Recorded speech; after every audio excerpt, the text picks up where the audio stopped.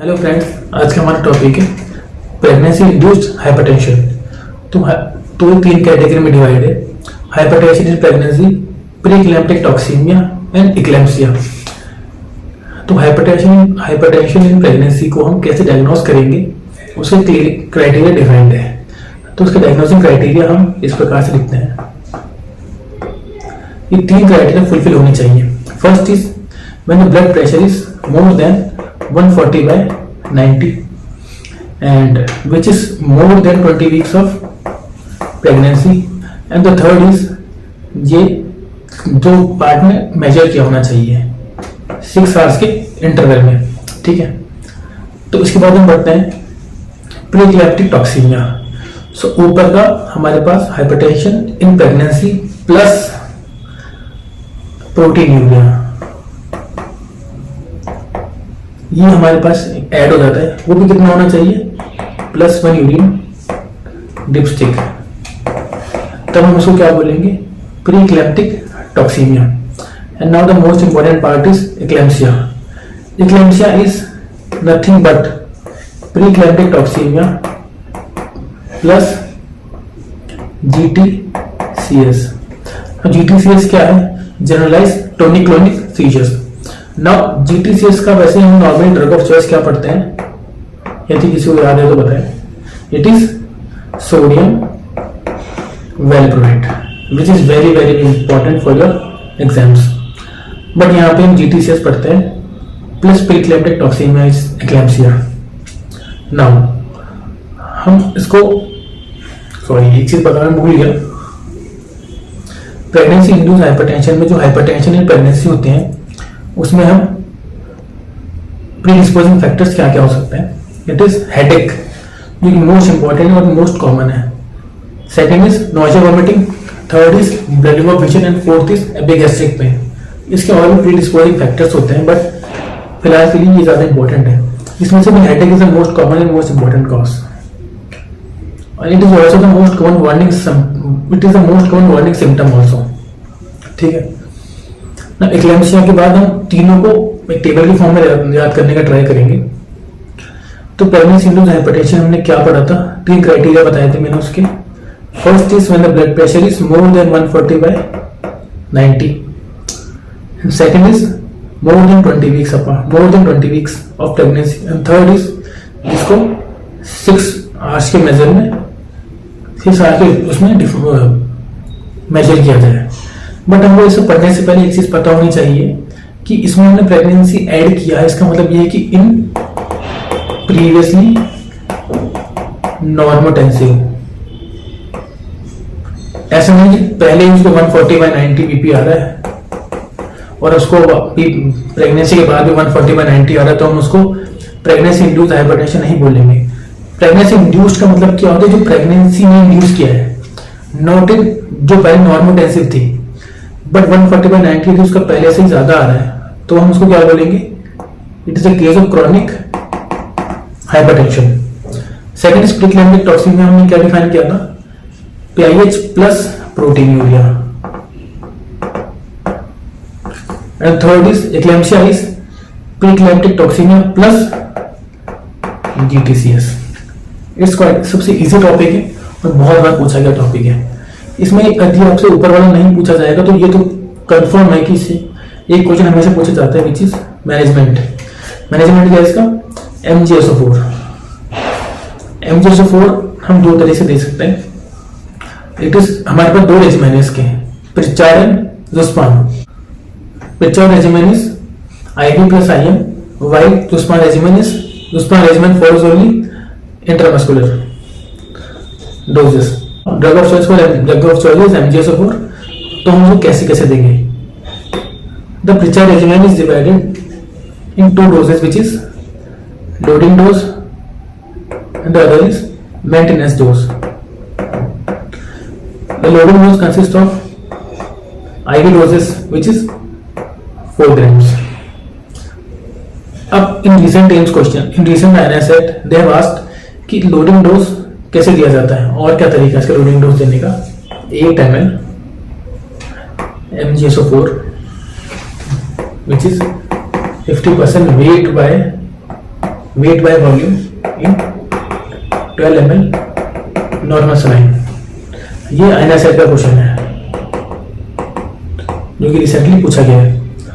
ये हो गया हमारे पास loading dose which is IV। Maintenance dose होगा जो हमारे पास क्या होगा, it consist of IM which is 10 grams, 5 gram in each buttock. Imagine इसके बाद भी अगर रिलीव नहीं आ रहा तो IV 2 ग्राम और उसमें हम दे देंगे उसको। तो उसका फॉलोअप कैसे करेंगे, फॉलोअप हम करेंगे IM MgSO4 फॉर 24 आवर्स। दो कंडीशन में देंगे, या तो लास्ट कन्वर्जन या फिर प्रेगनेंसी का हमने डिलीवरी करवा दी। इन दोनों में जो भी लेटर हुआ, जो भी बाद में होगा, हम वो फॉलो करेंगे। ठीक है। अब कभी कभी क्या होता है, नॉर्मली MgSO4 हमारे बॉडी में कितना होता है, 4 to 7 milliequivalent per litre. But हम इतना MgSO4 यदि किसी को दे रहे हैं तो इसकी टॉक्सिसिटी भी हो सकती है। तो उसमें आपके नी जर्क, रेस्पिरेटरी रेट और यूरिन आउटपुट हम मेजर करते हैं। तो नी जर्क उसमें प्रेजेंट होना चाहिए। रेस्पिरेटरी रेट उसमें कितनी होनी चाहिए, मोर देन 14 पर मिनट। और urine output is more than 100 ml पर 24 आवर्स। ये तीनों हमको मेजर करना चाहिए। सबसे इंपॉर्टेंट क्वेश्चन जो पूछा गया है इसमें, it is respiratory rate and knee jerk. ये दोनों आपको पता होने चाहिए। यदि यूरिन आउटपुट आपको याद नहीं रखना तो आप इसको छोड़ भी सकते हैं। The other important thing is, अब नीट के लास्ट क्वेश्चन आया था कि how to diagnose early onset preeclampsia. तो कैसे डायग्नोज करेंगे उसको, bye uterine artery Doppler. MgSO4 हम और कहाँ का यूज कर सकते हैं। वैसे MgSO4 का फर्स्ट ऑफ ऑल हम देखेंगे what is the mechanism of action of MgSO4। तो एक कैल्शियम चैनल को इनहिबिट करता है, तो उसकी वजह से क्या होता है, it is neuro protective for neurons. ठीक है। Second is anti convulsive, it is anti convulsive. अब NSAID में क्या क्वेश्चन पूछा गया था कि MgSO4 प्रोडक्टिव है, ठीक है, ये सेरेब्रल कॉर्टेक्स में वर्क करता है। एंड थर्ड इज ये BP लो करता है, नहीं करता।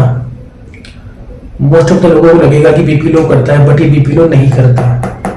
It has no effect on blood pressure, you should know it. ठीक है। तो यहाँ पे हमारा इक्लेम्सिया वाला टॉपिक खत्म होता है। And the last topic for today is management of hypertension in pregnancy. यदि किसी प्रेग्नेंट लेडी को हाइपरटेंशन है तो हम उसको कैसे मैनेज करेंगे, तो उसके ड्रग ऑफ चॉइस हम पढ़ेंगे। तो इसका न्यूमोनिक है न्यू मॉम लव हग्स, तो आप इसको इजीली याद कर सकते हैं। एन से हमारे पास आएगा निफेडिपिन, निफेडिपिन। एम से हमारे पास आएगा अल्फा मिथाइल डोपा, बहुत इंपॉर्टेंट ड्रग है। इसका साइड इफेक्ट क्या होता है, अल्फा मिथाइल डोपा का सबसे इंपॉर्टेंट साइड इफेक्ट है हिमोलिसिस, वो भी कूल्स पॉजिटिव। ठीक, अल्फा लेबेटालोल,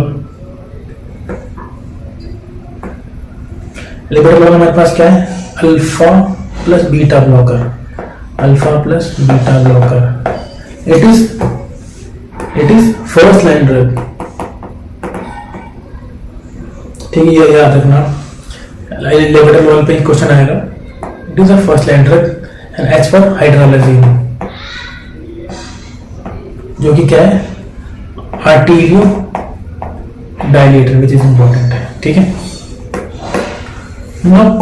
अब हाइपरटेंशन में कौन से ड्रग्स कॉन्ट्राइंडिकेटेड होते हैं, the five drugs are contraindicated. तो F for furosemide, E for ACE inhibitors, B for beta blocker. ACE inhibitors पे बहुत बार क्वेश्चन पूछा गया। The frequently asked question for pregnancy में कौन सा ड्रग कॉन्ट्राइंडिकेटेड है, तो उसमें ACE inhibitors का नाम होगा। तो you should extra list of a blast fails to invade in the spiral artery, तो उसकी वजह से क्या होगा, आपकी preeclampsia. This was the question asked in NEET PG last year. अब शिहान सिंड्रोम, तो Now, on the last topic, we have the difference between the Sheehan syndrome and eclampsia. Clinical features दोनों के सेम होते हैं, but एक सबसे important difference होता है जिससे आप इजीली बता सकते हैं कि शीहान सिंड्रोम में eclampsia। आपको एग्जाम में इजीली कंफ्यूज किया जा सकता है, बस आपको एक पॉइंट देखना है, उसकी वजह से आपको पता लग जाएगा। तो शीहान सिंड्रोम में हेडेक होता है, ऑब्वियसली होता है। eclampsia में होता है विजुअल डिस्टर्बेंस दोनों में होता है, but here's the catch, blood pressure Sheehan syndrome में रिड्यूसेस, क्योंकि उसमें ब्लड प्रेशर डिक्रीज होता है, वहीं eclampsia में blood pressure rises, blood pressure बहुत ज़्यादा बढ़ता है। इसकी वजह से आप, this is the main differentiating feature in eclampsia Sheehan syndrome. Lastly, we all know the most common warning sign is headache. If you find any mistake in the video, kindly let us know in the comment section. Thank you so much.